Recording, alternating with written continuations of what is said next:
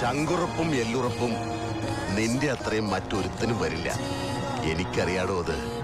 കാട്ടുകൊമ്പനോട് മല്ലയുദ്ധം പാടില്ല, വാരിക്കുഴി ഒരുക്കണം.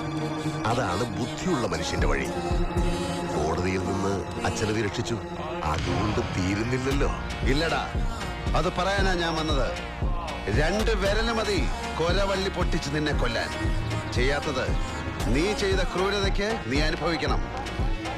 സെൻട്രൽ ജയിലിലെ ജീവിതം എന്താണെന്ന് നീ അനുഭവിച്ചറിയണം. നിയമത്തിനും പോലീസിനും നിന്നെ പൂട്ടാൻ പറ്റുമോന്ന് ഞാൻ നോക്കും. അവർക്ക് വേണ്ടത് ശിക്ഷിക്കാനൊരു പ്രതിയാണെങ്കിൽ ഒന്നിനു പകരം 10 എണ്ണത്തിന് പവിത്രം കൊടുക്കും. എങ്കിൽ അന്ന് ഇന്ദുചൂടന്റെ കോടതി നിന്റെ കേസെടുക്കും.